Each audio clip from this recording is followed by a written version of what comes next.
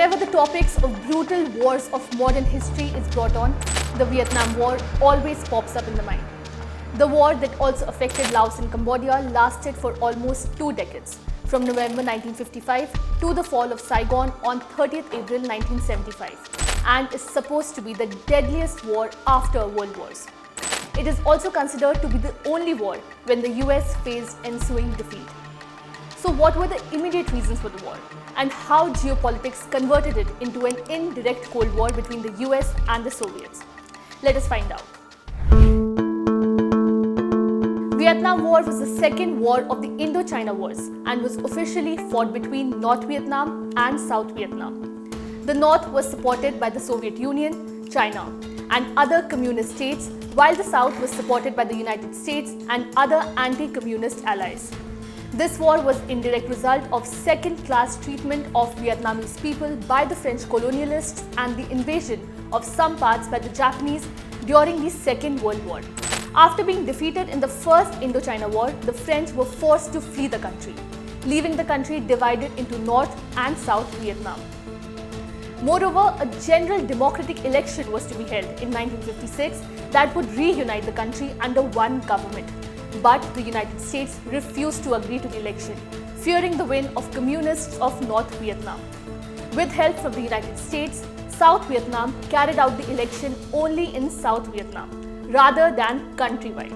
After eliminating most of his rivals, No Jim Jam was elected. His leadership, however, proved so horrible that he was killed in 1963 during a coup supported by the United States itself. Soon, communist sympathizers in South Vietnam established the National Liberation Front, NLF, also known as VIET Congress in 1960 under the direction of the North to use guerrilla warfare against the South Vietnamese. As the fighting between the VIET Congress and the South Vietnamese continued, the US continued to send additional military advisors to South Vietnam. The full-scale involvement of the US happened when North Vietnamese fired directly upon 2 US ships in international waters on August 2nd and 4th in 1964. The US Congress responded with the Gulf of Tonkin Resolution, which gave the President the authority to escalate US involvement in Vietnam. Afterwards, President Johnson ordered the deployment of combat units for the first time and dramatically increased the number of American troops to 184,000.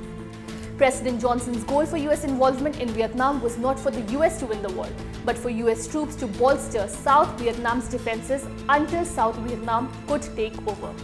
By entering the Vietnam War without a goal to win, Johnson set the stage for future public and troop disappointment when the US found themselves in a stalemate with the North Vietnamese and the Viet Congress.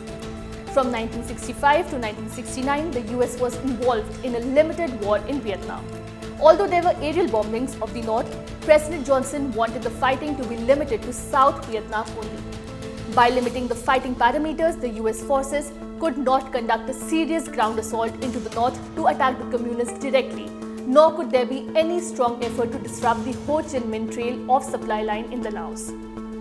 Furthermore, the US troops fought a jungle war, mostly against the well-supplied Viet Congress, who would attack in ambushes, set up booby traps, and escape through a complex network of underground tunnels. This made it very difficult for US forces to even find their enemy.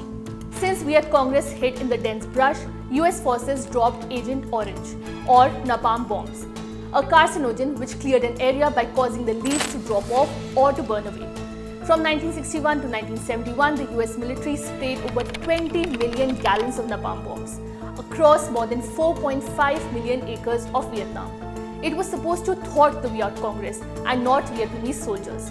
However, instead, it polluted the waterways, soil and air, causing mass devastation to the wildlife and human population as well.